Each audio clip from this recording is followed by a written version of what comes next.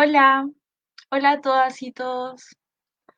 Bienvenidos a una nueva clase de esta escuela de formación sindical que estamos haciendo online. Vamos a esperar un ratito, no mucho rato, sus 3 minutos, a que se termine de conectar las personas que van a participar. Contarles un poco que la clase de hoy día va a ser con una modalidad mixta, es decir, que la primera parte de la exposición de la materia va a ser en modalidad video. ¿Ya? Y la segunda parte de la clase va a ser una transmisión en vivo donde vamos a estar respondiendo todas las consultas que ustedes tengan. Así que es súper importante que cualquier duda que tengan sobre la materia la vayan dejando en el chat para que el equipo que está detrás de la transmisión esté recopilando sus preguntas y pudiendo también darle respuestas, ¿ya? Así que todas las consultas que tengan, la idea es que las vayan dejando en el chat. Eso, darles la bienvenida, agradecerles por participar, por su interés, comentarles que nosotros como organización no solamente realizamos este curso de formación sindical todos los años, sino que también estamos trabajando en la actualidad en un periódico sindical, en un boletín sindical que se llama Boletín Sindical Carmela Geria, que lo pueden encontrar por nuestra página web, que es www.escuelasindical.cl. Y ahí, bueno, pueden pillar todas las editoriales. La de esta semana sale el viernes y vamos a hablar un poco sobre organización sindical, lo importante y urgente de la organización sindical. Vamos a recoger ciertas experiencias históricas que han sido muy importantes en Chile respecto de la organización sindical y territorial, como lo fueron los cordones comunales, como lo fueron los cordones industriales, como lo son las ollas comunes en la actualidad.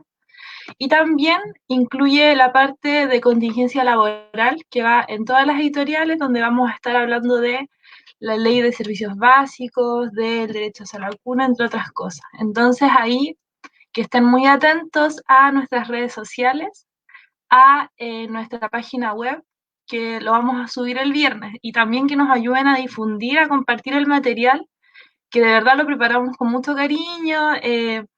Invitamos de repente a redactores, a personas que manden sus noticias, que son muchas veces dirigentes sindicales, que cuentan un poco de sus experiencias, así que para que uno, nos ayuden a difundir, y dos, si tienen interés de difundir alguna iniciativa que están ustedes realizando desde sus lugares de trabajo o desde sus lugares donde se organizan, nos envíen también su material. Y nosotros obviamente encantados de compartirlo y de difundirlo. ¿Ya? Entonces eso sobre el boletín. Va a estar disponible el viernes por nuestra página de Facebook, por nuestra página web, y que nos ayuden con la difusión sobre organización sindical, la necesidad y la urgencia de fomentar la sindicalización en el país. Bueno, la clase ya va a comenzar ahora. Va a ser sobre protección a la paternidad y a la maternidad. La primera parte la va a realizar una compañera de la escuela sindical, que es Florencia Murialdo, junto con un compañero de la escuela sindical, que es abogado laboralista, que es Fernando. Ya la segunda parte, en la transmisión en vivo, va a estar Fernando junto con Esteban, que son abogados laboralistas, también parte de la escuela sindical, respondiendo las dudas y consultas que ustedes tengan. Así que les reitero nuevamente que todas las consultas que les surjan la vayan dejando en el chat. ¿Ya? Eso, ahora va a empezar la clase, ahí para que la Maro la ponga.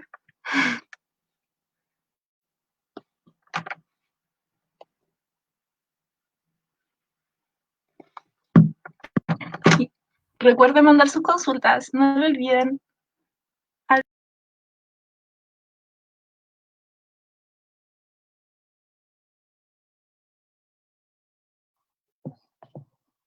Hola, buenas tardes a todos y todas. Espero que se encuentren muy bien. Mi nombre es Florencia, soy parte del equipo de la escuela sindical y hoy día junto a Fernando, que va a aparecer más tarde, más adelante, vamos a presentar la clase de hoy sobre protección a la maternidad principalmente y a la paternidad también. Bueno, aquí hay un breve esquema o panorama de lo que vamos a ver en la clase de hoy día. vamos a ver que la protección a la maternidad es un derecho fundamental que tienen las trabajadoras mujeres en el derecho de trabajo y que es bastante complejo porque incluye todos estos distintos derechos que a su vez buscan proteger a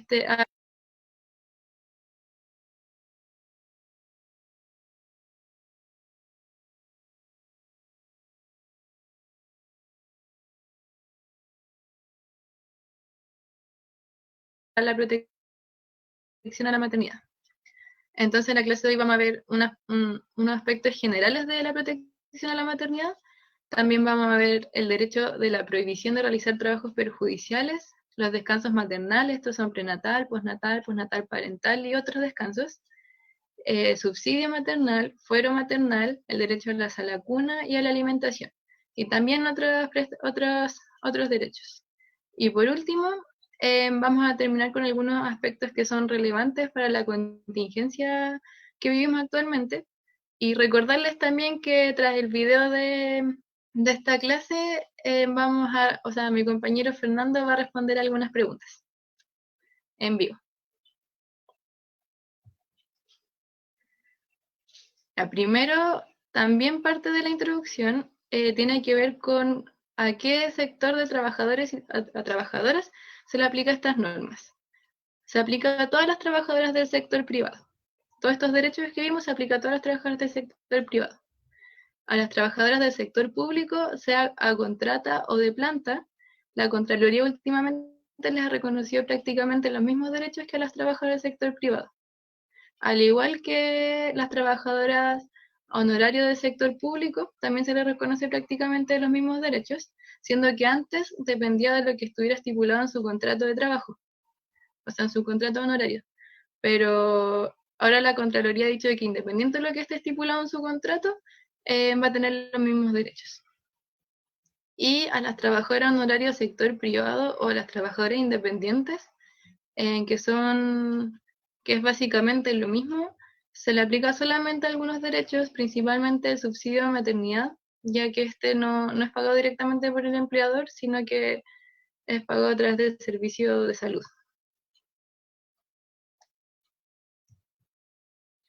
Bueno, entonces vamos a ver aspectos generales primero de la protección a la maternidad.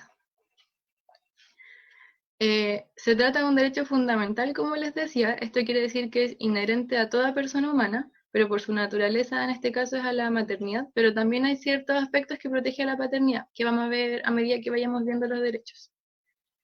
Se basa a su vez en la protección de los derechos de la infancia y de los derechos de la mujer, entendiendo esta como la persona que se embaraza y la que usualmente se dedica a la crianza de los hijos y de las hijas. ¿Cuándo surge este derecho? Surge en la época de la cuestión social en nuestro país, alrededor de 1917 en adelante, y en este contexto el modelo de industrialización se basaba en que el hombre era el proveedor, y no reparaba en labores que desempeñaban mujeres, que en esa época desempeñaban hartas labores en la industria textil, como lavanderas, como vendedoras, entre otras. Entonces, el reconocimiento de este derecho es también parte del reconocimiento de la lucha de la clase obrera que se encontraba en ascenso, y los fines de esta legislación en específica se relacionaban con aspectos de la salud pública y reproducción de la mano de obra. Y es mucho más adelante, muy recientemente, que se incorpora la protección de la familia, la relación entre la familia y el trabajo y el equilibrio entre los roles de género.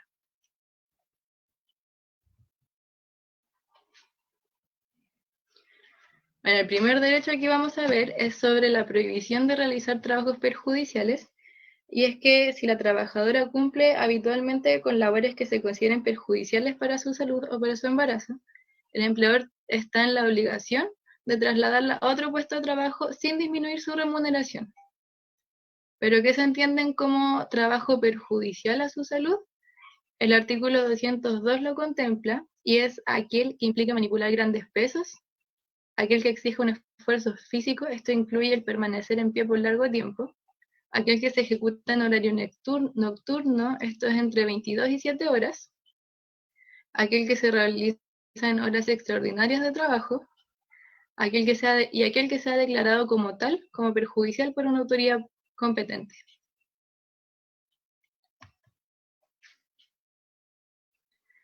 Bueno, el descanso maternal es el permiso que se le otorga a toda trabajadora en los periodos que son considerados como críticos para el embarazo. Y durante estos periodos tiene la prohibición de trabajar. Estos periodos o estos descansos se trata del prenatal, el postnatal y postnatal parental.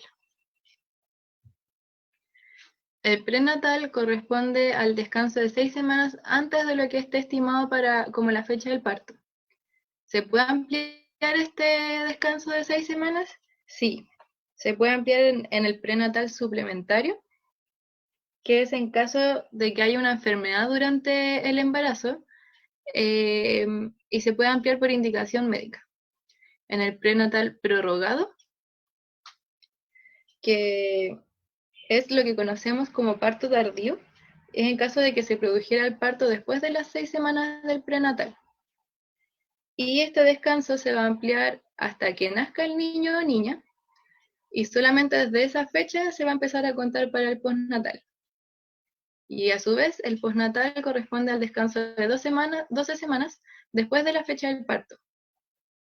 También se puede ampliar por indicación médica si es que se produjera una enfermedad como consecuencia del embarazo.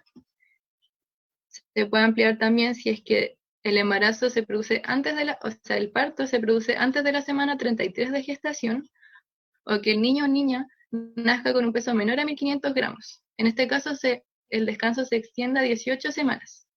Entonces pasamos de 12 a 18 semanas que se extiende. Y también se puede ampliar por parto múltiple, en el que el descanso se aumenta a 7 días por cada niño o niña nacido a partir del segundo hijo.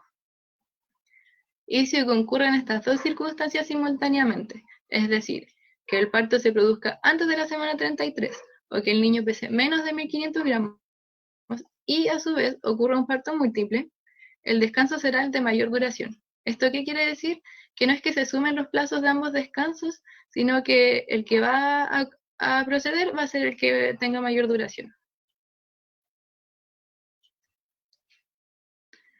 El postnatal parental tiene dos modalidades. Puede ser de 12 semanas o 18 semanas, dependiendo si la madre se queda en casa o regresa a trabajar por media jornada.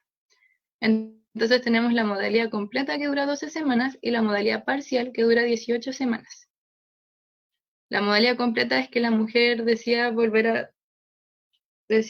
quede en casa, y la jornalidad parcial es cuando regresa a trabajar por media jornada. Eso sí, para hacer uso de la modalidad parcial requiere que la trabajadora envíe una carta certificada a su empleador con copia a la inspección del trabajo, con 30 días de anticipación al término del postnatal básico. Y el empleador se puede negar a la modalidad parcial dentro del tercer día desde la carta de la trabajadora por considerar que son labores que requieren una jornada completa. Si ambos padres son trabajadores, la madre es la que puede optar porque sea el padre que se tome el descanso postnatal parental, desde la 7ª semana de este. Entonces el padre tendría un descanso de hasta 6 semanas si es que deciden ocupar la modalidad completa, o de hasta 12 semanas si es que ocupan la modalidad parcial. Pero como requisito, el padre debe enviar una carta con esta decisión con un plazo de 10 días antes del descanso a su empleador, a la inspección del trabajo y al empleador de la trabajadora. Y el empleador del padre debe ser quien avisa a las instituciones de seguridad social correspondientes.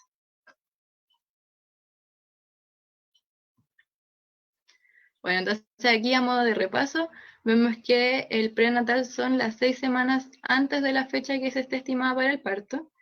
Al momento del parto ocurren 12 semanas, que es el descanso del postnatal. Tras el postnatal básico, que es el primero, tenemos el postnatal parental, que puede ser de 12 semanas más si es que deciden ocupar la modalidad completa, o 18 semanas más si es que ocupan la modalidad parcial.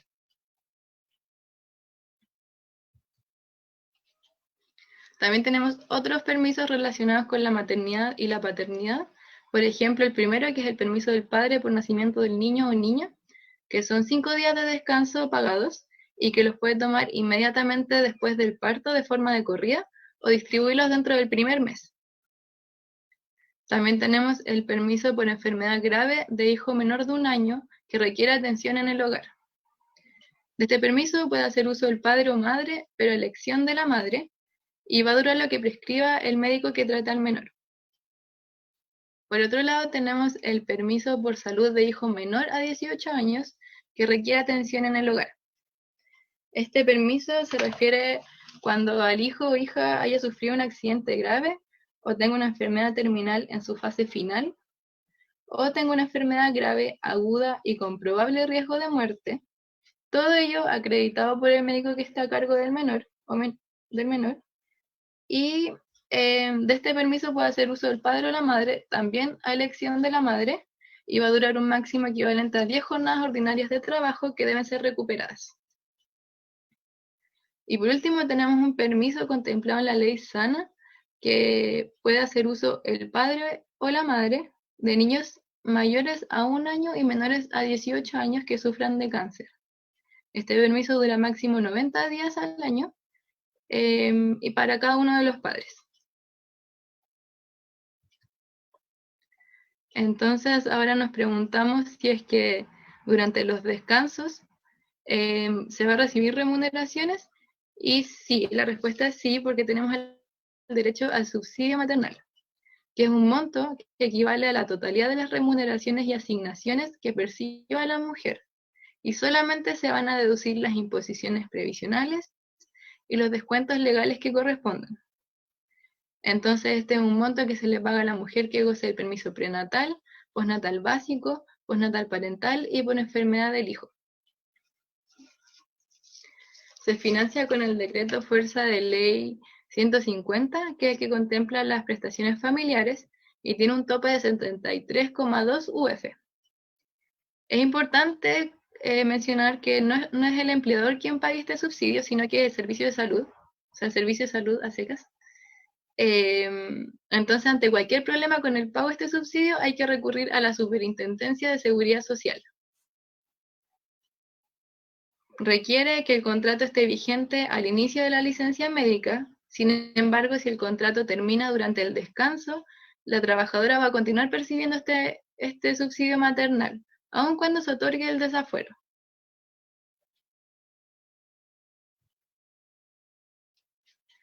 Si la mujer regresa a trabajar por media jornada durante su periodo postnatal parental, es decir, si decide ocupar la modalidad parcial, va a tener derecho a la mitad del subsidio de lo que le habría correspondido si hubiera trabajado. Va a tener derecho a la mitad del subsidio de lo que le hubiera correspondido si hubiera tomado el descanso o jornada completa, y a lo menos el 50% de las remuneraciones fijadas en el contrato del trabajo. Entonces, si la mujer vuelve a trabajar media jornada porque ocupó su permiso postnatal parental por modalidad parcial, va a recibir la mitad del subsidio más por lo menos la mitad de las remuneraciones que estén establecidas en su contrato.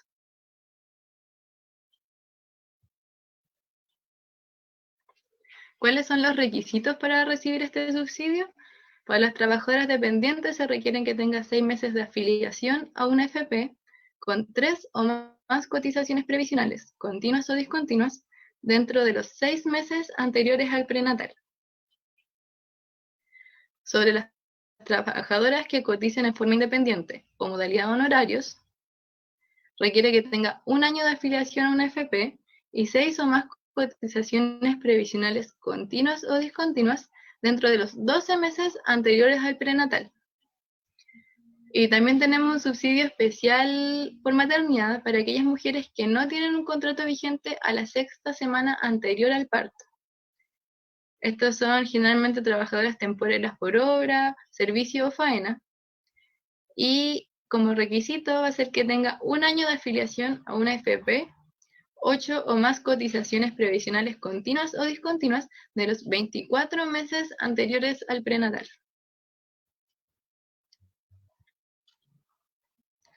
¿Cómo se calcula el monto del subsidio?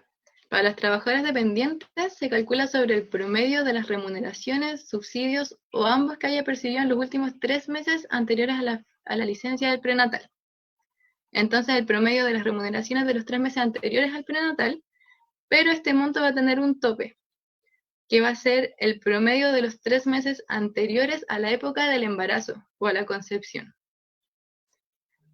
Pero si la trabajadora, por ejemplo, no estaba contratada o no tenía sueldo al momento del embarazo, significaría que el tope máximo sería 0, entonces podría recibir un subsidio de 0.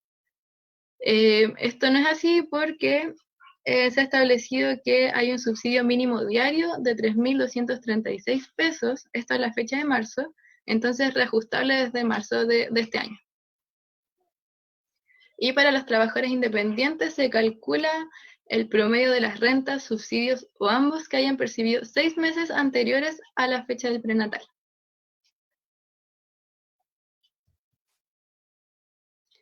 Ahora vamos a ver el fuero maternal.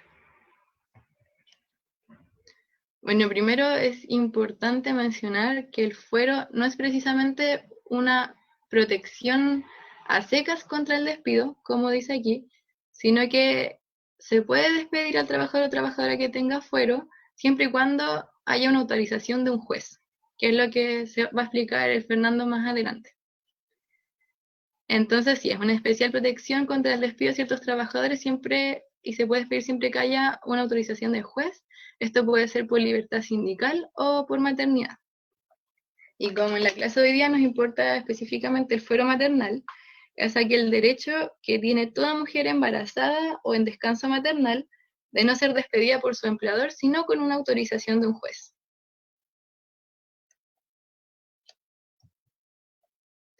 El fuero maternal, este derecho se basa en los principios de igualdad y no discriminación que están contemplados en el artículo 19, número 16 de la Constitución, que dice que se prohíbe cualquier discriminación que no se base en la capacidad o idoneidad personal. Es muy importante mencionar que no se puede condicionar la contratación, ni la permanencia o la renovación del contrato, ni la promoción, ni la movilidad del empleo de las trabajadoras porque éstas estén o no estén embarazadas. No se puede condicionar ninguna de estas situaciones. Y tampoco para comprobarlo se puede exigir certificado o examen alguno.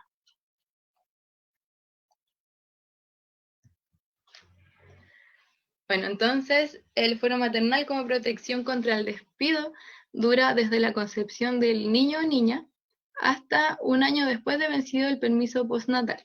Esto quiere decir que dura durante todo el periodo del embarazo, más todo el periodo del postnatal, más un año después. Y el fuero se va a mantener si es que la trabajadora cambia de empleo en este periodo. Si el padre usa el permiso postnatal parental, también va a gozar de fuero, pero su fuero va a durar lo que equivale al doble de la duración de su permiso, a contar de los 10 días anteriores al comienzo del uso de este mismo permiso, y no va a poder exceder los 3 meses. Y si fallece la madre o el padre va a tener el derecho al permiso, al subsidio de maternidad y al fuero que le faltaba. Bueno, hasta aquí queda la clase de hoy conmigo. Ahora va a seguir Fernando. Espero que se haya entendido todo y que les haya sido muy útil. Hola compañeras y compañeros, mi nombre es Fernando y voy a continuar con la clase de Florencia y me toca la parte de los juicios del fuero, ¿ya? A los que se puede ver enfrentada una persona con fuero maternal. Y el punto bien importante a recalcar acá es que una persona con fuero no es que no es inmune al despido, ¿ya? No es que nunca me van a poder despedir si tengo fuero, sino que van a tener que preguntarle a un tribunal antes de poder despedirme, ¿ya? Entonces, por ejemplo, o no por ejemplo, sino que la regla general es que nuestro sistema, si a mí me despiden, no sé, por ausencia, y en realidad no falté esos días, lo que va a pasar es que yo puedo demandar y el despido va a ser injustificado, ¿ya? Y ese despido injustificado significa que me van a dar un recargo mayor a mis indemnizaciones, pero no voy a volver a trabajar, ¿ya? No es una protección total de la estabilidad del empleo. El fuero cambia esta lógica. Cuando una persona tiene fuero, ya no es despido primero y pregunto después, sino que es pregunto primero. Entonces, una persona, no sé, en el mismo sentido, si yo tuviese fuero y me demandaran o le pidieran al juez autorización para despedirme por ausencias, y en realidad nunca fueron esas ausencias, se asistió todos mis días a trabajar, entonces el juez va a decir no se puede despedir a esta persona y tiene que seguir trabajando. ¿ya? No es que me despiden igual con indemnizaciones, sino que me protege ante la posibilidad de un despido injustificado. ¿Ya? No me van a despedir, sino que me van a mantener trabajando cuando tengo fuera. ¿Ya?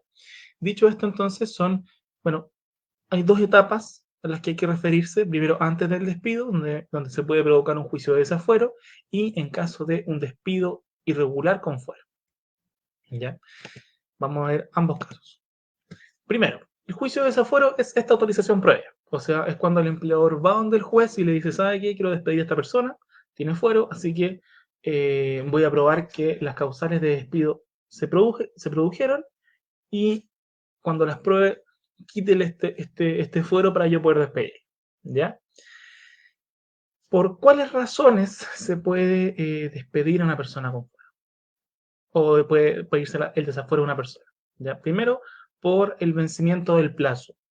¿Ya? Si el contrato era a plazo fijo, va a llegar el término del plazo y el empleador quiere despedir a esa persona, tiene que desaforarla. No basta con esperar al término del plazo. ¿Ya? Si tiene fuero, tiene que pedirse esta autorización previa. ¿Ya? Eso en primer lugar y por regla general. ¿Ya? Luego, conclusión del trabajo o servicio que dé origen al contrato. Esto es para los contratos a plazo o por hora. ¿Ya? En estos casos también tiene que solicitarse al juez el desafuero. No basta con esperar a que termine la obra. ¿Ya?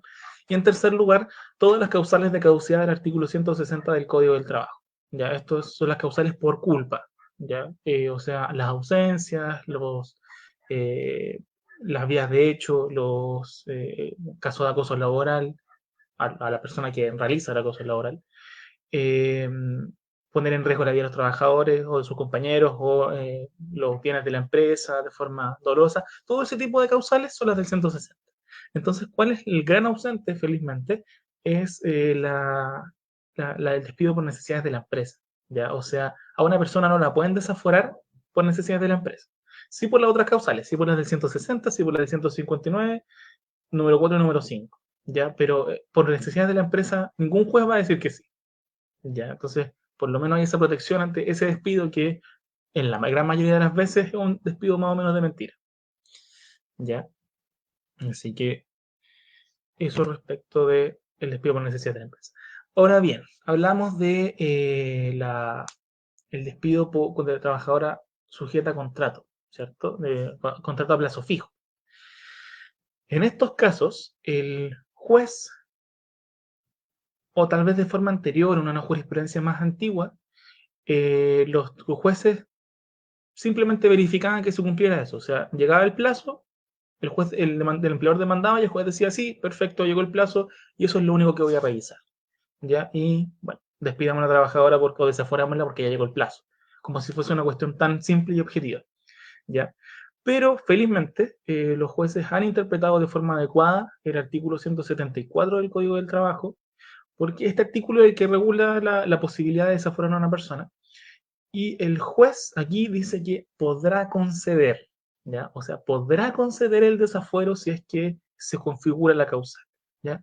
Y desde este podrá, los jueces han interpretado que, llegado el plazo, el cumplimiento del plazo fijo, no es obligatorio que digan que sea el desafuero. ¿Y cuándo no sería obligatorio? Cuando el juez estime que no procede un desafuero. ¿Por qué sería, por ejemplo? Porque, por ejemplo, las normas de protección a la maternidad, como dijo Florencia, son derechos fundamentales. Es un derecho fundamental la protección a la maternidad. Entonces, hay jueces que interpretan que no es necesario o no es suficiente que llegue el término del plazo si es que, por ejemplo, la trabajadora puede ponerla en otro lado. ¿Ya? O, por ejemplo, si su labor se va a seguir realizando. ¿Ya? Entonces, lo que hay que sacar al limpio de esta interpretación, y aquí están las posiciones jurisprudenciales, para que esta presentación la van a tener a su disposición para poder revisarla de nuevo, ¿ya? Lo que hay que sacar al limpio en esto es que si hay una trabajadora con fuero y llega el término del plazo de su contrato, no está todo perdido, ¿ya? Sino que el juez la va a tener que desaforar y existen razones por las cuales podría no desaforar a la trabajadora. Por ejemplo, que la protección de la maternidad es más importante, tal vez que es el único ingreso en la casa, o tal vez que las labores de la trabajadora, si bien eran a plazo fijo, hay otras personas que van a seguir haciendo sus labores, entonces ella también podría continuar haciéndolas, ¿ya? existen hartas posibilidades de evitar ese desafuero, aun cuando sea un contrato a plazo fijo. ¿Ya? Eso es lo feliz de esta, o la buena noticia, por lo menos de esta clase o de esta interpretación. ¿Ya? ¿Qué puede ocurrir en un juicio del desafuero? Bueno, en caso de que sea desfavorable para la trabajadora, se va a autorizar el despido sin derecho a indemnización. ¿Por qué sin derecho a indemnización? Porque generalmente se trata de causales del 160, que son por culpa, que son sin indemnizaciones adicionales. Eso sí, el feriado proporcional siempre se paga. ¿Ya? Ojo con eso. Independiente de la causal de despido, siempre se paga el feriado proporcional, las vacaciones que quedan. ¿Ya? O también si termina por plazo, llegada del plazo o llegada llegada del plazo fijo, por lo menos, existiría este despido sin indemnización. En caso de los despidos por obra, hay ciertas indemnizaciones que pueden ocurrir, entonces eso no lo voy a decir tan enfáticamente, pero el resto sí sería sin indemnización. ¿Ya? Y obviamente la necesidad de la empresa no va a ser nunca un desafuero, así que no habría posibilidad de que eso ocurra. Y en caso de un resultado favorable, el juez va a ordenar dos cosas. Primero, si es favorable a la trabajadora, normalmente la trabajadora no va a haber sufrido nada. O sea, si inició el juicio del desafuero, es importante saber que la trabajadora, porque inicia este juicio, no está despedida. ¿Ya? La mera demanda del desafuero no es un despido. Entonces la trabajadora tiene que seguir trabajando. Le va a llegar la notificación en la casa y va a decir, bueno, usted está en una demanda, pero ella tiene que seguir trabajando. ¿Ya? Hay una excepción a eso, sí. ¿Ya? Hay casos donde el empleador además de demandar, solicita al juez que a la trabajadora se le separe de sus funciones. Y le diga al juez, ¿sabe qué? Es probable que me diga que sea el desafuero, así que saque a esta trabajadora de sus funciones y obviamente sin pago de remuneración. Ya, esto es raro que lo otorguen, sí. Hay que tener pruebas muy buenas desde el inicio del juicio para que eso lo otorguen, pero está la posibilidad de que efectivamente el juez diga que sí. Es muy raro, sí. Yo no lo he visto casi nunca, pero está la posibilidad. Y en ese caso, la trabajadora durante el juicio estaría fuera de sus labores, pero seguiría contratada, sí, pero estaría fuera de sus labores y sin pago de remuneraciones. En estos casos, y en caso de que sea favorable a la trabajadora, entonces se va a ordenar la inmediata reincorporación a las funciones de la trabajadora. Ya va a tener que volver inmediatamente a trabajar una vez que el, el empleador pierde el juicio de desafuero y además van a tener que pagarle toda la remuneración del tiempo que estuvo sin trabajar. ¿Ya? Se me ocurre. Entonces, por ejemplo, si el juicio duró 4 meses y el juez había dicho que sí desde el inicio a la separación de la trabajadora, entonces una vez que termine el juicio, bueno, 4 meses igual es optimista, pero digamos que son 4 meses, una vez que termine el juicio y no hay más recursos ni nada, entonces la trabajadora vuelve a trabajar y le van a tener que pagar todos esos meses que la tuvieron sin sueldo. ¿Ya? Pero como les dije, es raro esto de que se otorgue al tiro o desde un inicio la separación, ¿ya? La regla general es que una persona la despidan la demanden de desafuero y se mantenga trabajando durante todo el juicio, ¿ya? Eso, espero que haya quedado claro. Luego, veíamos que está el juicio de desafuero. ¿Qué otros juicios hay? Los juicios para anular el fuero, el despido, ¿ya? Porque, por ejemplo, decimos que una persona con fuero no la pueden despedir sin autorización, pero hay veces que pasa. Hay veces que es normal que ocurra, ¿no? Hay empleadores que son bastante más tercos que otros, o empleadores que no sabían que la trabajadora tenía fuero, ¿ya? Un caso muy normal o muy usual es que, no sé, despidan a la trabajadora y ella se dé cuenta, ya tiene, no sé, 3 meses de embarazo, pero no lo sabía. Entonces, después de despedida, se da cuenta que estaba con fuero, porque el fuero, como vimos con Florencia, es desde el inicio del embarazo. Entonces, una persona con 3 meses de embarazo tiene 3 meses de fuero, lleva 3 meses de fuero. Entonces, esta trabajadora la despiden, va al doctor por alguna síntoma y descubre que está embarazada. Entonces, ahí, ¿qué puede hacer? Volver a trabajar, ya porque estaba con fuero y no había autorización judicial para despedir. ¿Ya? Normalmente esto debiese ser rápido, debiese ser fácil y la trabajadora solo con su certificado de embarazo debería poder llegar a la empresa y decir, ¿sabe qué? Tenía fuero, así que reintégrenme. ¿Ya? Y el empleador va a estar obligado a hacerlo. Si el empleador se niega, bueno, estaría la vía administrativa, que es la denuncia ante la Dirección del Trabajo. Ya, y ahí el trabajador tendría que ir, un fiscalizador probablemente la acompañaría a la empresa y le diría, ¿saben qué? El fiscalizador diría bueno, reintégrenla, porque tenía fuero. Entonces no la pueden despedir sin autorización. ¿Ya? Si el empleador se niega a esto y incurre en esta negativa, bueno, va a haber una multa, probablemente, de 14 a 70 UTM. Entiendo que ese es el monto actual, que puede doblarse o triplicarse en mediana y gran empresa. Y esa sería la vía administrativa. ¿Ya? Y la vía administrativa, la finalidad, obviamente, es obtener multas principalmente. ¿Ya? Esa es generalmente el efecto de acudir a la inspección del trabajo. Y las multas que sirvan como incentivo o desincentivo a que el empleador siga incumpliendo con su eh, obligación. ¿Ya? Y el segundo mecanismo de acción sería la vía judicial. ¿Ya? ¿Y cuál es esta vía judicial? Bueno, accionar de nulidad del despido. ¿Ya? Y esto no hay que confundirlo con el juicio por nulidad del despido por cotizaciones laborales impagas, que tiene otros efectos, sino que este juicio de nulidad del despido es para dejar sin efecto el despido ilegal de la trabajadora con fuero. ¿Ya? Entonces, si después de ir a la inspección y presentar simplemente el certificado, el empleador sigue sin querer reintegrar a la trabajadora, o de hecho ni siquiera es necesario tanto acudir necesariamente a la inspección, pero es lo más recomendable, eh, va a haber un plazo de 60 días desde el despido para que la trabajadora pueda demandar, ¿ya? Y esto es en un procedimiento monitorio, ya que es un poco más corto, que es presentar simplemente los antecedentes al tribunal y el tribunal va a fallar de inmediato va a emitir una sentencia y eventualmente se puede hacer una audiencia si es que una de las partes reclama, ¿ya? Y para la prueba bastará la sola presentación del certificado médico. Ya con esto ya el juez debería decir sí, listo, o de la resolución que otorga la adopción, porque también tiene fuero la persona que se le otorga el cuidado personal de un menor, ¿ya? Eh, o que recién adoptó.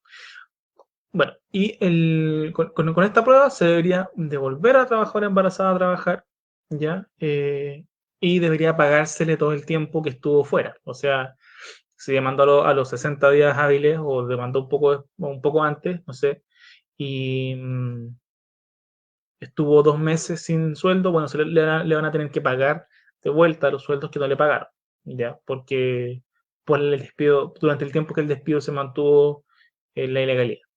Ya, bueno, y el autodespido, que aparece aquí, dice relación con la posibilidad que tienen las trabajadoras, en este caso, de poner fin a su contrato de trabajo, pero no que no sea una renuncia, sino que se justifica en el incumplimiento por parte del empleador de distintas obligaciones que están en su contrato.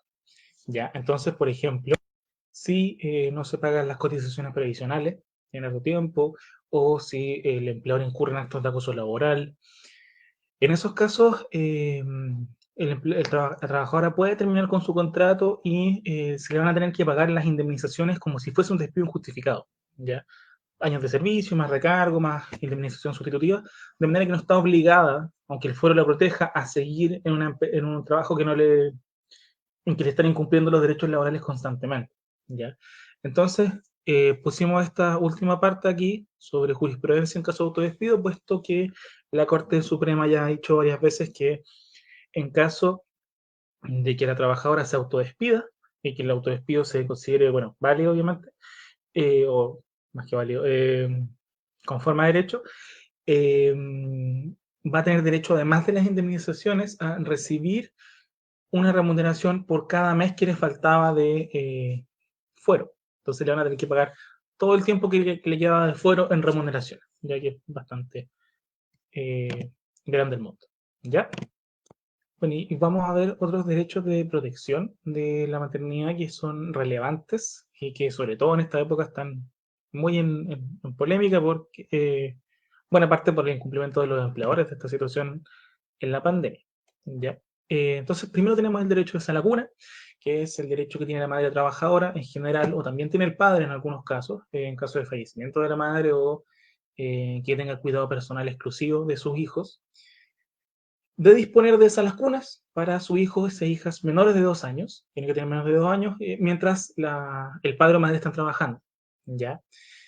¿Quiénes están obligados a entregar este beneficio? Bueno, esto es una limitación bien importante de la ley, puesto que establece que es para empresas que agrupen 20 o más trabajadoras, ¿ya?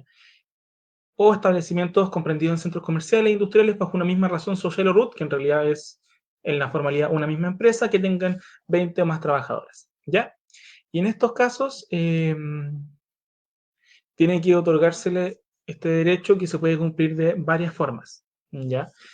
Eso sí, esta limitación desde ya es un problema porque son clásicas las empresas ya con 19 trabajadoras o que nunca alcanzan el total para evitar tener que cumplir con este derecho, ¿ya? Es importante también que si, por ejemplo, habían 20 trabajadoras y disminuyó el número, se mantiene el derecho de las trabajadoras tenían que tenían ese derecho desde antes, ¿ya? No se pierde porque baje la cantidad de trabajadoras en la empresa. ¿Cómo se puede cumplir? Hay varias modalidades. Primero, está la posibilidad de tener salas anexas independientes del local de trabajo o construir o habilitar servicios de sala cuna con establecimientos de la misma área geográfica, o sea, que varias empresas se pongan de acuerdo y pongan una sala cuna. O, en tercer lugar, pagar directamente gastos de una sala cuna reconocida por la JUNGI. ¿Ya? Esto es lo normal. Lo normal es la tercera opción. Son pocas las empresas que tienen salas cunas en el lugar de trabajo, ¿ya? O cercanos. ¿Ya? Generalmente optan por el pago de la sala cuna reconocida por la JUNGI. ¿Qué implica o qué incluye este derecho de sala cuna? Bueno, el pago del transporte. Se paga el transporte de ida y vuelta a la sala cuna, ¿ya? Y en principio no es compensable en dinero. Y es importante, un aspecto relevante es que la empresa o el empleador es quien designa la sala cuna con quien tiene convenio. De ahí es generalmente con quien alcanza a tener convenio. Tienen alta demanda las salas cuna.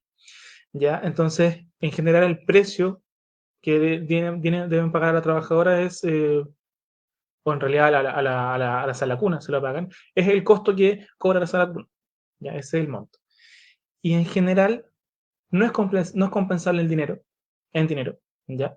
Salvo ciertas excepciones. De hecho, antes era sumamente discutido, puesto que en algún momento nunca era compensable en dinero, pero la Inspección del Trabajo ha flexibilizado sus criterios en atención a que hay veces que sí es evidente que no se puede cumplir con ninguna de las tres modalidades, ¿ya? ¿Y cuándo es compensable en dinero, por ejemplo? Cuando para quienes laboran en una localidad en que no existe ningún establecimiento que tenga autorización de la JUNGI, donde no hayan salacunas en la localidad, o para quienes trabajan en faenas mineras, en lugares apartados de las ciudades, o quienes prestan servicio en horarios nocturnos, porque no hay salacunas abiertas de noche, y también, este de las más relevantes, si las condiciones de salud del niño aconsejan no enviarlo a salacuna, ¿ya? Generalmente lo que hemos visto en la práctica es que estos bonos compensatorios se logran, como no es obligatorio para el empleador, no sale en la ley que sea obligatorio, generalmente la vía más fácil o usual de obtenerla es a través de la negociación colectiva. Y el sindicato que generalmente tiene que pelear por que exista un bono compensatorio de salacuna digno.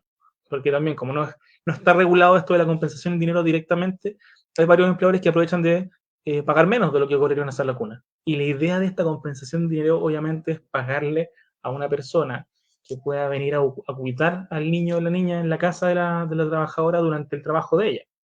¿Ya? Entonces, no sé, muchas veces estos bonos son subsidios, ¿no? O estas compensaciones son subsidios más que una compensación, porque alcanzan un monto del total, no a lo completo. Nadie, no sé, visto montos o bonos compensatorios de 50.000 pesos y nadie cuida a un niño por 50.000 pesos, ¿ya? Entonces, mensual. Es problemático y generalmente tiene que ser peleado a través del sindicato.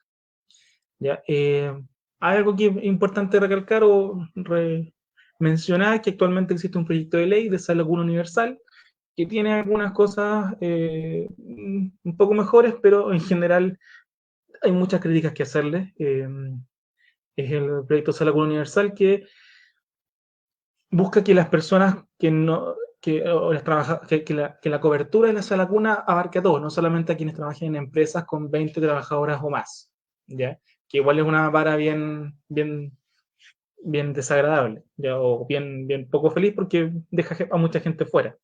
Por esto es universal, ¿ya? Pero el problema es que viene subsidiado por el Estado y una obligación que debe ser de los empleadores pasa a ser eh, del Estado. Bueno, y entre otras muchas críticas que se le pueden hacer a ese proyecto de ley, pero que actualmente se encuentra eh, en el Congreso, pero está un poco entrampado. Ya lleva más de 20 meses en tramitación y sobre todo en esta época, no hay tanta voluntad, no hay mucha voluntad de hecho de sacarlo, ¿ya? O de finalmente dictarlo. Así que habría que esperar a ver qué ocurre con esa situación, ¿ya? Y sobre el derecho a la cuna y su incumplimiento ahora, vamos a verlo en un momento más. Ya. Luego tenemos el derecho de alimentación, que es el derecho que tiene la madre o padre trabajador, en caso de que proceda, de disponer de 1 hora al día, a lo menos, para dar alimento al hijo menor o hija menor de 2 años. ¿Ya? Es irrenunciable y no está sujeto al derecho a la cuna, no tiene este requisito de 20 trabajadoras o más dentro de la empresa. ¿Ya? Entonces, también tiene formas de ejercitarlo, pero esto ya no depende del empleador, sino que es a opción de la trabajadora. ¿Cuáles son sus opciones? Primero, puede hacerlo en cualquier momento dentro de la jornada de trabajo, o, esa es la primera opción, o dividiendo en media hora y media hora el tiempo de alimentación, ¿ya? O postergando o adelantando en media hora o 1 hora el inicio o término de la jornada de trabajo. ¿Ya? Entonces hay cierta libertad para la trabajadora de ejercerlo cuando lo estime conveniente. Ya la idea es que pueda acudir a donde esté su hijo o hija para alimentarlo, ¿ya? Siempre cuando sea menor de 2 años. Tiene varias apreciaciones que hacerle también. Entonces tenemos que el tiempo usado para alimentación es parte de la jornada de trabajo. ¿Ya? Y además la hora de alimentación incluye el tiempo de viaje de la madre o del padre. No tendría sentido que tuvieran 1 hora de alimentación si es que se demoraran media hora a la sala cuna y media hora de vuelta al trabajo. En este caso no tendría sentido que fuera solamente 1 hora. Entonces, al tiempo de viaje se le suma a esta hora de alimentación, ¿ya? Y se entiende todo parte del derecho a la alimentación y por lo tanto es parte de la jornada de trabajo trabajada, ¿ya? En tercer lugar, también se paga el gasto de transporte por ir a alimentar al hijo o la hija que pueden estar en una sala cuna más lejos. Esos gastos de transporte, si tengo que tomar una micro o el metro, se tienen que pagar, ¿ya? Esos pasajes. Pero respecto de esto, la inspección del trabajo ha hecho ciertas distinciones. Y si bien la inspección del trabajo no tiene la última palabra en el derecho del trabajo, sí es un parámetro para muchos jueces o para muchos empleadores. Entonces, si la inspección del trabajo generalmente dice algo, es difícil contrariar, por lo menos en las primeras etapas de la inspección, ¿ya?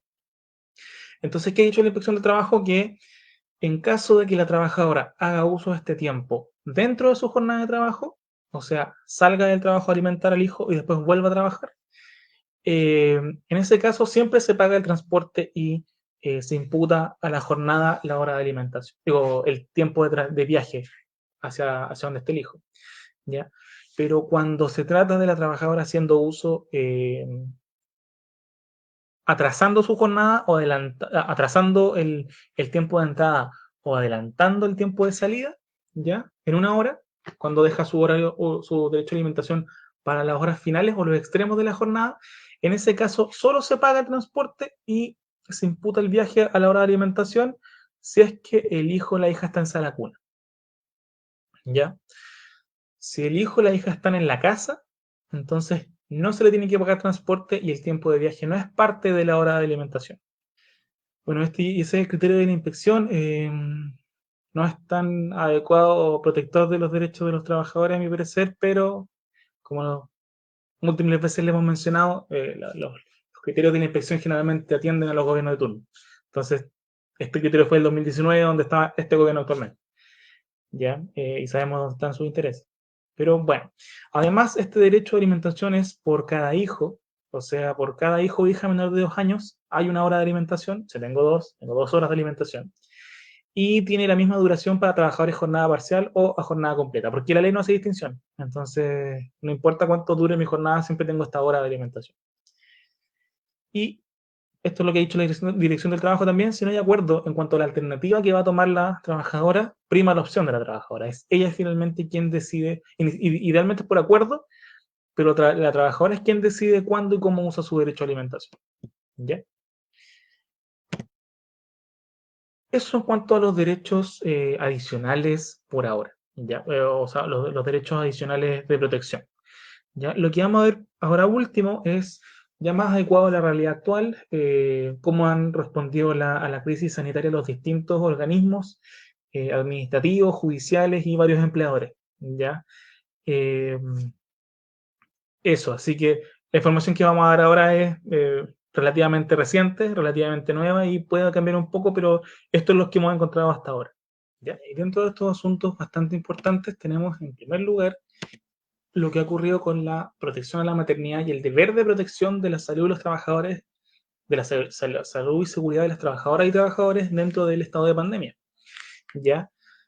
Y aquí tenemos que, desde un inicio, tanto por los distintos medios de comunicación, nos hemos enterado de que existen grupos de riesgo del virus, dentro de la posibilidad de contagiarse del virus y la gravedad de los síntomas que pueden tener en esas personas. ¿Ya?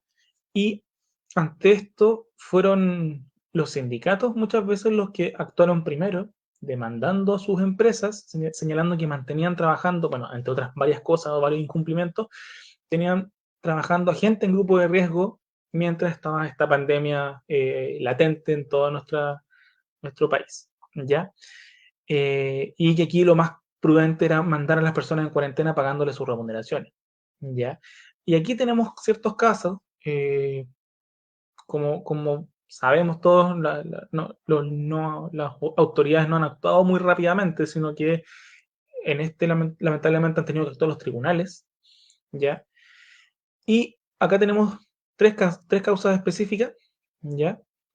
Donde se decretó cuarentena, solicitado por el sindicato, se decretó una cuarentena como medida cautelar mientras duraba el juicio, cuarentena obligatoria para las personas que estuvieran en grupo de riesgo. Y estas cuarentenas implicaban, o implican, porque muchas se encuentran vigentes, implican que las personas en grupo de riesgo no pueden seguir trabajando en la empresa durante la pandemia y tienen que ser enviadas a sus casas con el pago de remuneración. Esto es bien importante. ¿Ya? ¿Por qué? Porque la empresa está cumpliendo con su deber de protección. Entonces no puede con esto perjudicar las remuneraciones de los trabajadores que pretende proteger. ¿Ya? Y ni siquiera es que los pretenda proteger, fue ordenado por el tribunal. ¿Ya? Y aquí es bien particular porque en todas estas sentencias, aunque no son sentencias, son medidas cautelares, se ha decretado que grupo de riesgo son las personas con mayores de 60 años, con enfermedades base preexistentes, con tratamientos inmunodepresivos y enfermedades base como diabetes, hipertensión o enfermedades crónicas respiratorias. ¿Ya? Estas personas las consideran grupo de riesgo. Las trabajadoras embarazadas no están incluidas dentro de estas medidas cautelares, pero sí se encuentra la cuarentena para personas que estén a cargo de personas en grupo de riesgo o de niños menores de 10 años. ¿Ya? Entonces aquí encontramos un atisbo de protección a la maternidad de parte de los tribunales. Y en la circular 42 de la Dirección del Trabajo, ya que salió el 26 de mayo, tampoco se considera a las trabajadoras embarazadas como parte del grupo de riesgo, pero sí se considera como un grupo especial. ¿Ya? Entonces, eventualmente podrían seguir trabajando, pero tienen que cumplirse estrictamente las medidas de seguridad, sobre todo atendido que no pueden realizar trabajos perjudiciales y que el empleador tiene el deber general de protección. ¿Ya? Entonces, a estas trabajadoras no las trata dentro de las personas en grupo de riesgo, pero sí se consideran como personas sensibles a la pandemia. Ya eso es lo que hemos podido ver hasta ahora de tribunales y del órgano administrativo. ¿Ya?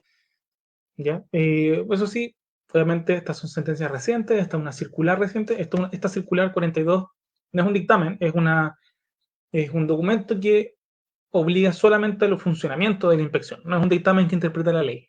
¿Ya? Entonces, es una circular que habla de las fiscalizaciones en terreno por denuncias por falta de protección a la vida y seguridad de los trabajadores. ¿Ya? Ahí considera que las trabajadoras embarazadas tienen que tener protecciones especiales. ¿Ya? Eh, Eso. Bueno, y es información reciente, entonces puede cambiar, puede mejorar. pero hasta ahora es lo que hemos visto. Luego de esto tenemos la aplicación de la ley 21.227, que es la mal llamada Ley de Protección al Empleo, que introduce bueno, no es la clase para revisarla a profundidad, pero es la que introduce dos mecanismos, una es de suspensión del contrato de trabajo y otro es de reducción de jornada, ambos con reducción del sueldo o suspensión del sueldo, y se paga por AFC. Creo que todos hay pleno conocimiento de la situación. ¿Ya qué decía esta ley respecto de las trabajadoras con fuero maternal? El artículo 9 de la ley original del 1 de abril del 2020 señalaba la prohibición de reducción de jornada para trabajadores y trabajadoras con fuero maternal o sindical. Ya estas personas tenían prohibida la reducción, pero no decía nada respecto de la suspensión. Entonces, ¿qué pasa con todo lo que se deja en el aire en el derecho del trabajo de forma irresponsable? Bueno, lo que siempre pasa es que los empleadores muchas veces se aprovechan de la situación. Entonces, muchas trabajadoras embarazadas fueron suspendidas en sus contratos, aunque eso atenta en contra de la protección de la maternidad, pero es lo que ocurrió. Y nuevamente, ante la incertidumbre, fueron los sindicatos o las personas individualmente consideradas las que tuvieron que ir a tribunales a buscar alguna forma de protección. Y tenemos algunos casos favorables, pero tenemos también muchos casos de la Corte de Apelaciones de Santiago, que se negó constantemente a conocer de los recursos de protección. O sea, algunos sí los conocía, pero otros simplemente llegaban hasta la admisibilidad. La Corte decía que no era de su competencia nomás y listo. Pero acá tenemos algunos casos favorables, por ejemplo, la Corte de Apelaciones de Valdivia, en este rol de protección 130 del 2020, 1130 del 2020, donde ya hay una sentencia y se dejó sin efecto la suspensión a las trabajadoras embarazadas con fuero maternal, ¿ya? O también la Corte de Apelaciones de Punta Arenas, que también tomó como medida cautelar o orden de no innovar, ordenó que quedara sin efecto la suspensión del contrato de la trabajadora con fuero maternal, y todo esto a pesar de que no había prohibición. ¿Ya? O sea, la ley no señalaba nada sobre las suspensiones de las personas con fuero maternal, y estas cortes dijeron no se puede suspender a la persona con fuero maternal, ¿ya? Independiente de que no lo diga.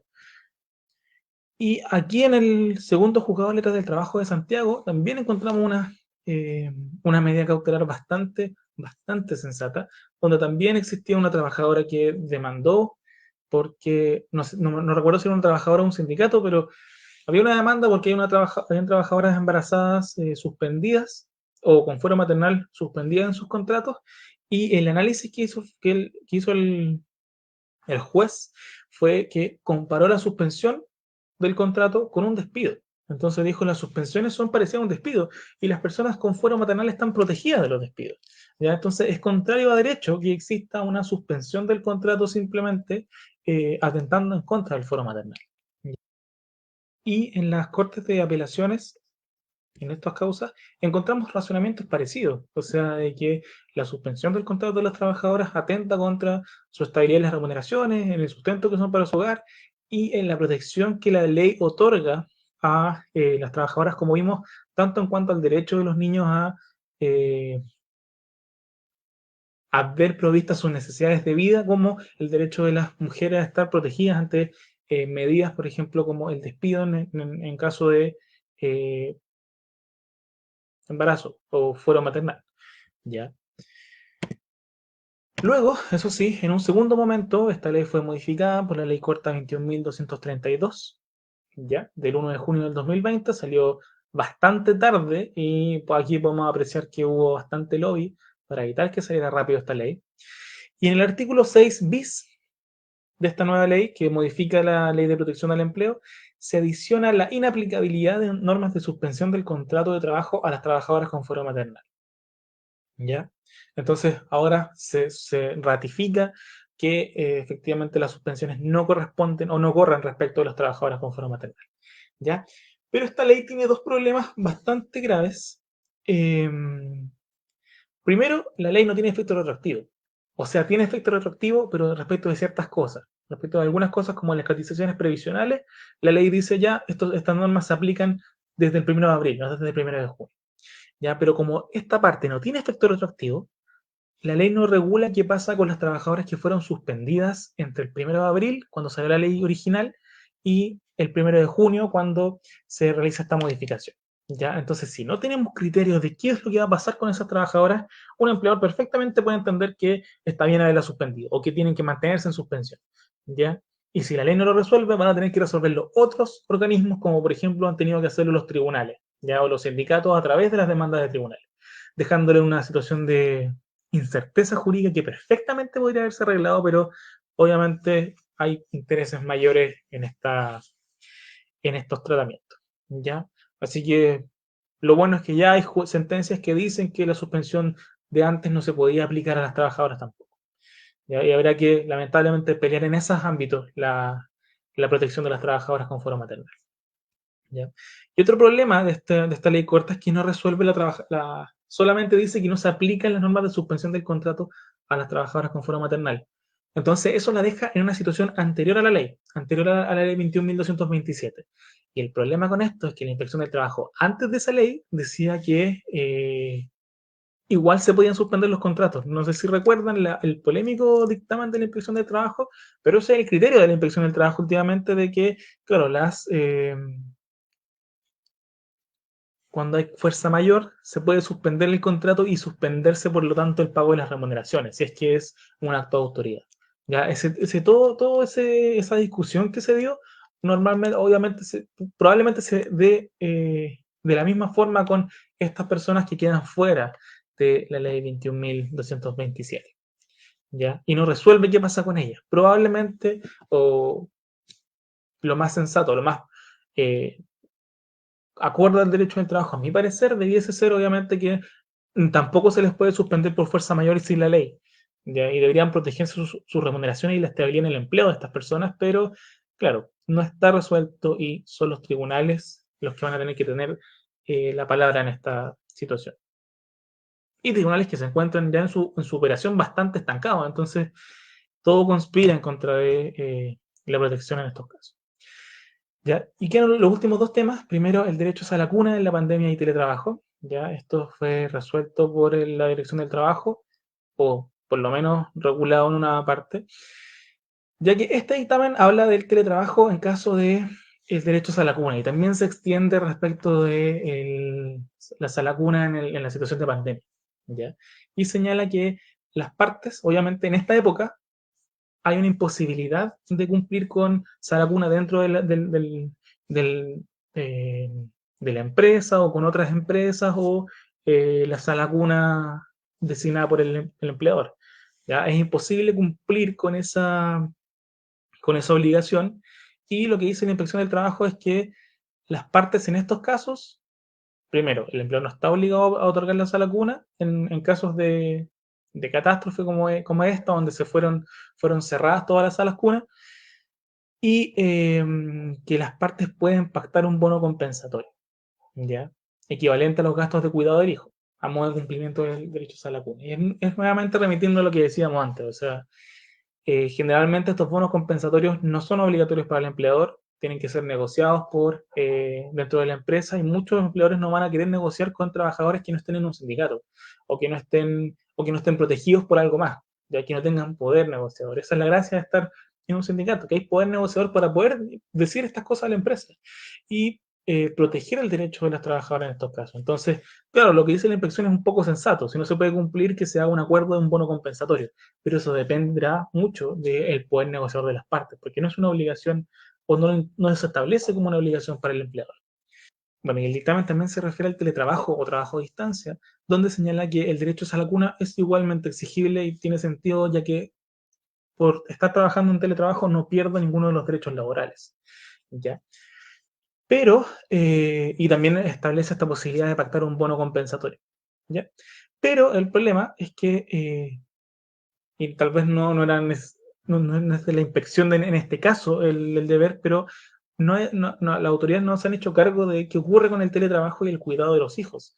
Porque si estoy en mi casa trabajando y tengo que cuidar a mi hijo todo el día, no me sirve mucho un bono compensatorio. O sea, va a ser plata, pero en estas circunstancias no puedo tener a alguien que cuide a los hijos. Ya no puedo, probablemente no voy a poder traer a alguien a mi casa a que cuide a mis hijos ni nada. Entonces, no se hace cargo, o ninguna autoridad ha enfrentado el problema de qué ocurre con el teletrabajo y las mujeres muchas veces que son las encargadas de cuidar a los hijos. Y toda la sobrecarga de trabajo remunerado y no remunerado que eso implica. ¿Ya? No ha sido abordado por nuestro ente administrativo, no ha sido abordado por el gobierno ni ninguna iniciativa que se dedica, que solamente establecer la ley de teletrabajo como una salida, pero no se han enfrentado los problemas que esta modalidad de trabajo genera. ¿Ya? Esperamos obviamente que esto sea desarrollado en el futuro y mejorado obviamente en cuanto a la regulación.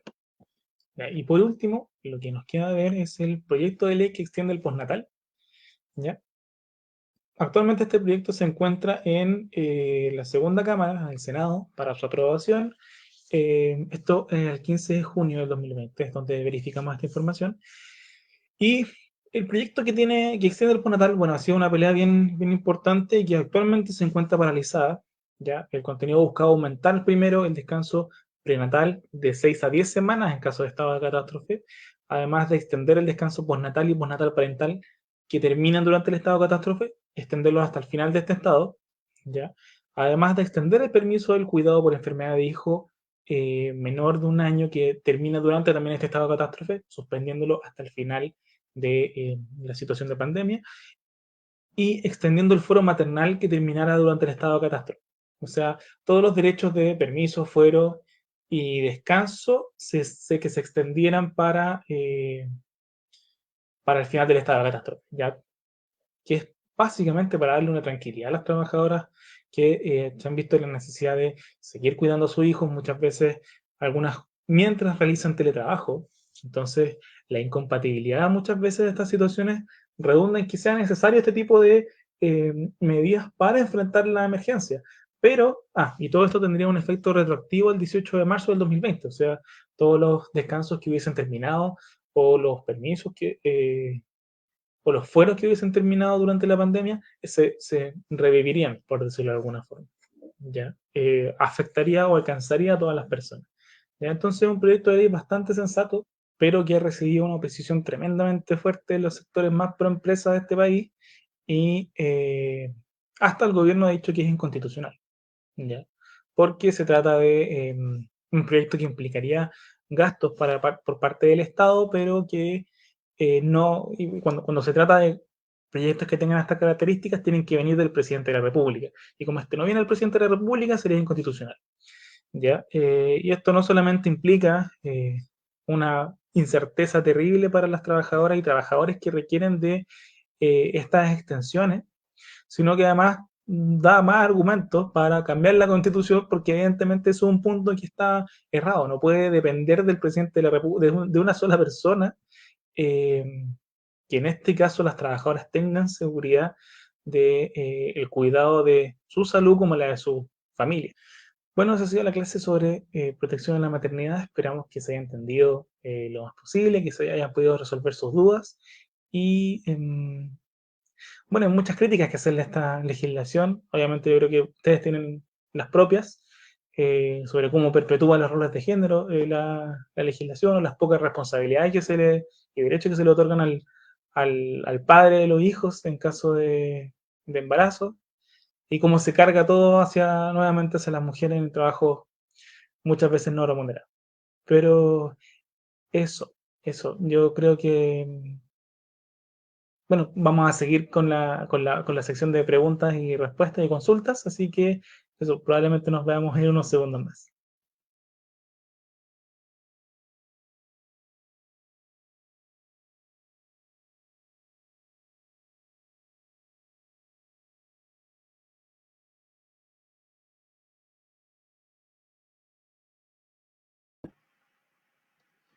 Ya.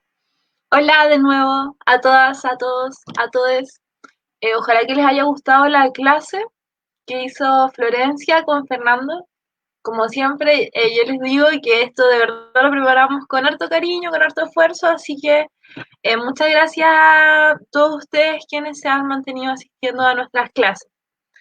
Eso, algunas cosas previas que me gustaría decir. Primero, recordar que la Escuela Sindical de Derecho de la Universidad de Chile es una organización que se posiciona siempre desde una mirada pro trabajadores, pro trabajadoras, y en esa misma línea también van nuestras respuestas y nuestra solidaridad, ¿ya? Y también en ese mismo enfoque nosotros vamos dando respuestas a todas las consultas que ustedes tienen. Eso primero. Segundo, recordarles que el material va a estar disponible en nuestra página web, que es www.escuelasindical.cl, y también va a estar en los correos de quienes se hayan inscrito en el formulario de inscripción que mandamos hace unos meses atrás. Pero si no se inscribieron, va a estar en nuestra página web subido dentro de mañana. Eso.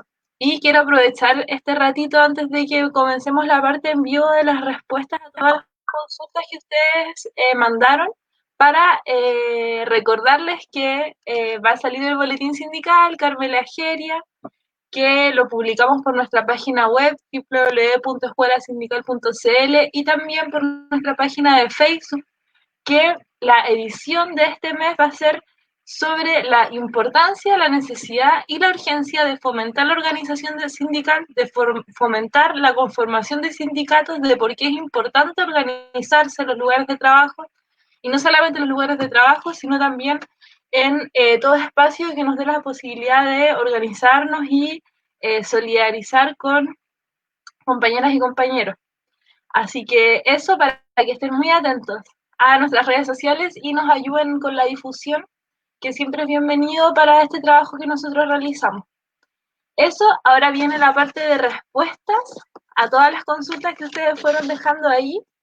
Nos va a estar acompañando Esteban Vivanco y Fernando Aljaro. Ambos son abogados laboralistas y también son parte de la escuela sindical hace hartos años. Así que eso, ahora los vamos a invitar a esta presentación. Ahí están.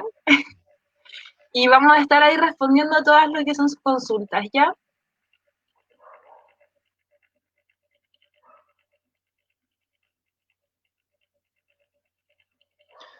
Fernando, estás muteado al parecer. Muchas gracias. Ya. Lo que decía es que primero corresponde hacer una aclaración respecto de las normas de protección en la maternidad, porque uno de los aspectos más discutidos es su aplicación. Hay muchas trabajadoras históricamente no les llegan las normas de protección en la maternidad, pero felizmente se han ampliado un poco los criterios. ¿Ya? O sea, no hay duda respecto de la aplicación a las trabajadoras del sector privado, pero existen muchas discusiones respecto de lo que pasa con el sector público, ¿ya? Y en ese sentido, por ejemplo, las trabajadoras de planta y a contrata no habría ningún inconveniente en la aplicación. De hecho, ahí tienen adaptaciones especiales, como que el subsidio lo paga directamente el servicio y reciben íntegramente la remuneración. Pero respecto de las trabajadoras a honorarios del Estado, surgen muchos problemas, porque por ejemplo, las trabajadoras a honorarios del sector privado solamente tienen derecho a subsidio, porque lamentablemente en este caso la ley no reconoce que tienen un empleador. Pueden estar trabajando para alguien, pero si no se ha declarado a través de un juicio, por ejemplo, la relación laboral, o que las partes mismas lo hayan reconocido, las trabajadoras honorarios no tendrían otros derechos de maternidad. Ya no tendrían derecho, por ejemplo, a fuero o descanso, porque no tendrían relación laboral. En esos casos habría que demandar. ¿Ya? Y respecto de los trabajadores honorarios del Estado, se han hecho ciertas distinciones. Y ahí tenemos que últimamente la Contraloría cambió una doctrina de 50 años, donde tenía que los trabajadores honorarios no tenían ningún derecho a maternidad más que los que dijeran su contrato honorarios que tenían con el servicio correspondiente. Y no es tan raro encontrar contratos honorarios de trabajadoras del Estado que dicen, no, usted tiene fuero, tiene derecho a descanso de maternidad, entre otros. ¿Ya? Pero hay algunos que no, varios que no, un montón que no. ¿Ya? Y sabemos que la contratación de honorarios por parte del Estado de forma abusiva es un problema. Y ahora último han salido dictámenes de la Contraloría General de la República que extienden los derechos de protección en la maternidad a las trabajadoras honorarios también del Estado, pero ahí hace una distinción que es bastante desagradable y bastante terrible a mi parecer, porque solamente le reconoce estos derechos a las trabajadoras honorarios habituales, ¿ya? Que son las personas que realizan labores habituales del servicio correspondiente.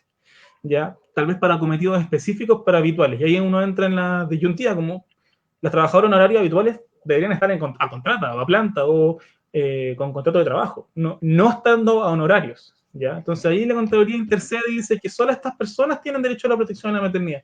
Pero en cambio las trabajadoras honorarios que no son habituales, que son solo para situaciones específicas o ajenas al servicio habitual, pareciera que este dictamen las deja fuera. ¿Ya? Ahí podemos también buscar entregarles el número del dictamen para que lo lean ustedes también, pero eso es un poco el estado de cosas actualmente respecto de las trabajadoras del sector público. ¿Ya? Eso era una de las precisiones que me gustaría, que quería hacer, porque de hecho no sale tan claro en la presentación. ¿Ya? Y también otra de las consultas que aparecieron desde el inicio fue qué pasa con las trabajadoras, qué pasa con una trabajadora que tuvo licencias un año después se embaraza. ¿Ya?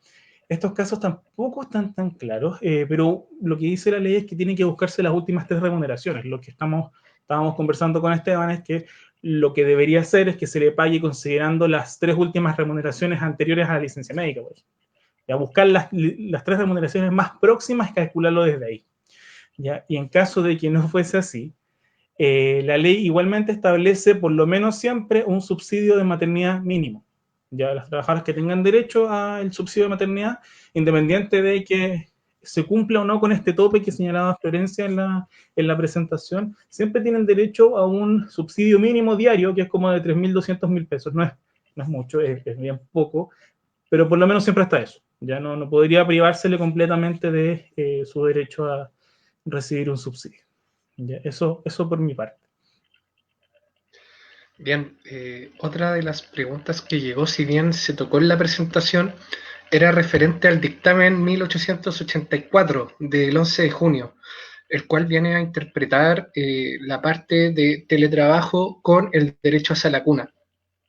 Si bien se explicó durante la presentación, la explicó Fernando, aclarar 2 cosas. En primer lugar, el dictamen reafirma que al estar en teletrabajo no se pierde ni se ve disminuido el derecho a la cuna.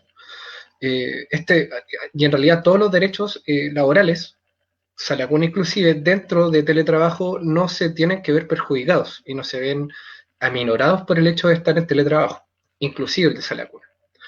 Ahora bien, el dictamen hace un hincapié en situaciones en las cuales el empleador no podría hacer efectivo el derecho a la cuna como un derecho final, o sea, con la finalidad de que el niño o la niña esté resguardado durante el periodo de trabajo de la madre o padre.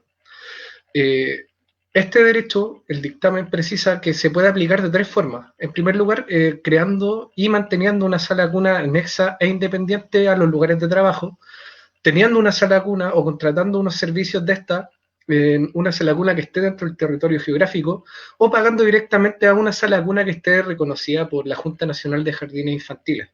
Como sabrán, actualmente cualquiera de estas 3 opciones es materialmente imposible en un sector, por ejemplo, que esté con cuarentena. Es por ello que el dictamen, como se explicó en la presentación, permite o faculta a que el empleador pueda llegar a un acuerdo monetario con la trabajadora y pagar un monto, una compensación en dinero por este derecho. Ahora bien, el dictamen no precisa el monto, hace como referencia el valor que tendría una sala cuna del sector donde se realice el teletrabajo, pero no da mayores lineamientos de la cuantía de este pago por el derecho a sala cuna. No obstante, se tiene que pagar y el derecho no se pierde. O sea, cuando termine la cuarentena y esta trabajadora siga en teletrabajo, el empleador tendrá que cumplir el derecho completo, final, es decir, que el niño o niña esté resguardado en una sala cuna durante el periodo de trabajo de la madre. Perfecto. Podríamos revisar otras preguntitas por aquí. Primero, bueno, las que puedo ver, algunas se escaparán, pero primero tenemos, ¿qué pasa si la persona que tiene que trabajar en faena minera está embarazada? ¿Cómo utiliza ella el permiso de alimentación? ¿Ya? Este es un caso que yo también investigué harto. No hay solución. Ya, la ley no otorga una solución expresa, porque evidentemente si está en la faena minera y la sala cuna no está dispuesta cerca, no podría devolverse a su casa, que puede ser un trecho tremendamente largo, y volver a hacer el permiso de alimentación. Entonces lo que ha pasado en la práctica es que se incurre en una... Y esto está fuera de la ley, ya está fuera de la ley, está fuera de los cumplimientos que establece la ley, pero se ha establecido una forma de compensación, o sea, que se acumulen esas horas al final de la semana o al final del mes y se descuenten o de lo que tenga que trabajar la trabajadora el mes siguiente, ya como que se compense con horas acumuladas. Ya, eso es contrario de derecho, pero es la única salida que se ha visto hasta ahora de este incumplimiento del derecho a alimentación. ¿Ya? Otra pregunta que acá pillamos en el chat de Facebook es: ¿qué pasa si la persona que tiene que trabajar en faena y está embarazada con los turnos? ¿Qué pasa con los turnos?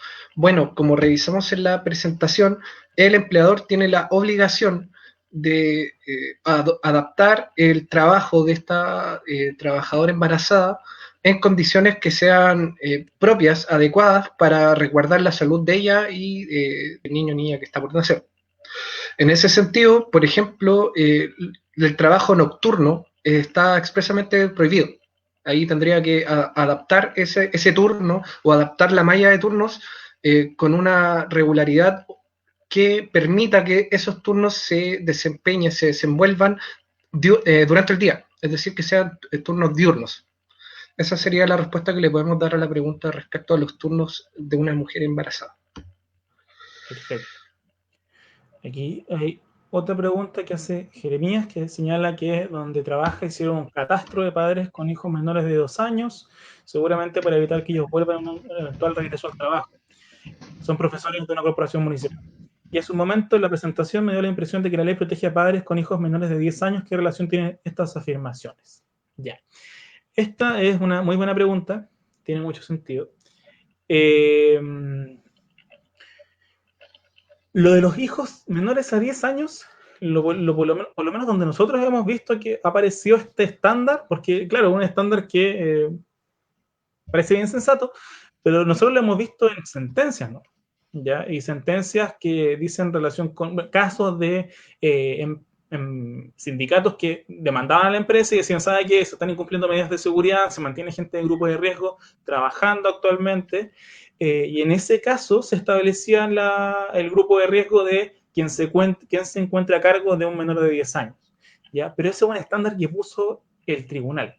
Ya no es que la ley lo diga, no es que pillemos un dictamen que señale esa situación. La circular 42 de la Dirección del Trabajo que veíamos en la presentación también habla de esos grupos de riesgo, de que los niños menores también son susceptibles de tener de encontrarse en esta situación de riesgo, pero no es que la ley automáticamente diga todos los trabajadores con hijos menores de 10 años tienen que volver a sus casas, sino que se ha visto caso a caso. Ya han sido los tribunales los que tienen que decir eso, y los tribunales no son legisladores. Los tribunales, cuando deciden una situación, la deciden respecto del caso concreto. No tienen la facultad de verlo para todo el resto del país, por ejemplo. Entonces uno ve esos criterios y los agarra y dice, ya, perfecto, esto me parece bien, adecuado, pero no es como que se pueda aplicar para todos los casos por igual, sí o sí, o al menos tendrían que demandar. ¿Ya? Y esa lamentablemente ha sido la opción que han tenido muchos trabajadores y trabajadoras, que es judicializar todo porque hay un descriterio evidente por parte de empleadores y una falta de regulación completa de parte de la administración. Otra pregunta que llegó al Facebook mientras estaba la clase dice: en mi trabajo, que es un jardín infantil que depende de un municipio, no han dado solución a una trabajadora que tiene un hijo de 18 meses. ¿Ella debe seguir cumpliendo turnos éticos? Bueno, lamentablemente no queda más que ahondar en la respuesta que acaba de dar Fernando. La ley no es explícita, ningún dictamen de la Dirección del Trabajo ha sido explícito en tocar estas materias más específica y en realidad darle solución explícita a este tipo de problemas. Es por eso que sindicatos, trabajadoras, trabajadores en grupos de riesgo o que estén en una problemática similar han tenido que recurrir a acciones, a recursos ya sea de protección o acciones de tutela de derechos fundamentales. Esta última es la que en nuestra revisión de casos es la que en general da resultados más rápidos. Así que no queda más que recalcar que ni el Congreso ni el Gobierno han dado respuestas explícitas y efectivas a estas problemáticas, quedando el tercer poder, el Poder Judicial, a cargo de la resolución y lamentablemente resoluciones que son de caso específico, que no son de orden general para todo Chile. Por ejemplo, citaba Fernando durante la presentación una resolución de la Corte de Apelaciones de Punta Arenas, que obviamente apunta a ese caso en específico en aquella localidad. No queda otra respuesta. No podríamos darle con certeza una resolución jurídica ya que no hay una ley explícita o un dictamen explícito a estas problemáticas. No queda nada más que, si justamente está en un sindicato, buscar una solución judicial. En estos momentos no queda otro camino. Sí. Otra pregunta que había por acá.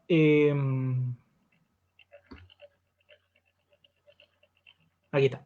¿Qué pasa cuando por la pandemia y la cuarentena las salas cunas están cerradas? La trabajadora no tiene quien le cuide a los hijos, se ampara en el artículo 19, numeral 1, artículo 184, 184 que es del Código del Trabajo. La empresa le puede quitar el pago del bono por cuidado exclusivo del menor. Ya, acá hay varias cosas que ver.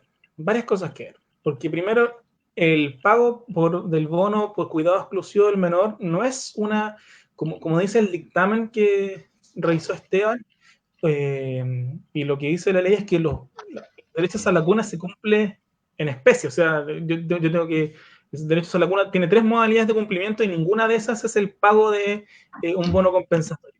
¿Ya? Ahora existen los bonos compensatorios. Ahora existen porque después de todo un show, la inspección del trabajo dijo ya, bueno, parece que es más sensato decir que sí y tiene sentido que esta regulación exista. ¿Ya? Pero estos bonos no están por ley. ¿Ya? Creo que alguna vez vi una sentencia que obligaba a una empresa que no lo había pactado, pero fue muy extraña esa sentencia. Ya, en general no están por ley, entonces yo no puedo decirle a mi empleador, tú estás obligado a pagar este bono compensatorio, sino que generalmente esos bonos compensatorios se pagan o en el contrato colectivo de trabajo o por negociaciones individuales con la empresa, y eso es, bueno, eso es bien raro. Entonces, primero, el pago del bono compensatorio depende de cómo esté regulado en el contrato de trabajo y cómo esté regulado en el contrato colectivo de trabajo. ¿Ya? Desde ahí podemos ver cómo se cumple esto. ¿Ya? De hecho, lo dice el dictamen. El dictamen no dice que el empleador está obligado, y esto es lo nefasto del dictamen, pero entendemos también las limitaciones de la inspección en este sentido. El dictamen dice que la empresa, el trabajador puede, digo, la trabajadora puede pactar. No dice que el empleador está obligado. Dice que la trabajadora puede pactar. Lo plantea como una modalidad. ¿Ya? No es bien cobarde en este sentido la inspección, pero también está dentro de sus limitaciones. Y el punto es que respecto del cumplimiento del derecho a esa laguna, este tiene su fuente en que la trabajadora asista a trabajar. ¿Ya? Entonces, esto también lo discutíamos y que encontramos complejo, que es que eventualmente si la trabajadora no asiste a trabajar, no se cumpliría el prerequisito para que proceda el derecho a esa laguna. ¿Ya? O sea, eso podría ser una interpretación más de texto de la ley, pero personalmente no me parece una respuesta tan satisfactoria en el sentido de que no se protege mucho el fuero maternal y no considera la situación actual de las cosas. Pero el punto es que la ley no contempla la situación actual de las cosas porque nunca estuvieron preparados para esto. ¿Ya? Entonces, la respuesta, y por eso era importante el punto de la contingencia final de la presentación, es que se han estado, existen algunas reacciones, pero por ningún motivo son suficientes y falta muchísimo más para una protección adecuada del derecho de los trabajadores. Yo creo que podríamos, ya parece que están todas respondidas, o al menos en su mayoría. Sí. Pues se nos acaba un poco el tiempo, pero todas las respuestas que no hayamos respondido aquí pueden ser remitidas al correo asesores.escuelasindical@gmail.com. Ese es el correo, ¿cierto? Sí. Ya entiendo que sí. Sí, ese es. Ya. Y ahí nosotros mismos somos los que, parte del equipo que responde las preguntas, así que ahí sí quedó algo pendiente. Ya. Bueno, esto es como más para cerrar, agradecerle a los chiquillos, a Fernando, a Esteban, que son compañeros de la escuela, son abogados también, laboralistas, así que muchas gracias de verdad por el tiempo, por la disposición y por responder las consultas. Muchas gracias. Y aprovecho también de recordarles que la otra semana viene la clase de remuneraciones, que la hace la Esteban, que está ahí. Aprovecho de recordarle. Con otra compañera de la escuela, remuneraciones, reducciones, bonos. Bueno, vamos a estar viendo todo eso ahí con los chiquillos, así que para que estén atentos a las redes sociales. Y que se viene el boletín el viernes, no lo olviden. Ya, eso. Ya, pues, Chao, que estén bien. bien, Chao, nos vemos. chiquillos. Gracias. Gracias, Hasta luego. Cata, que estés bien.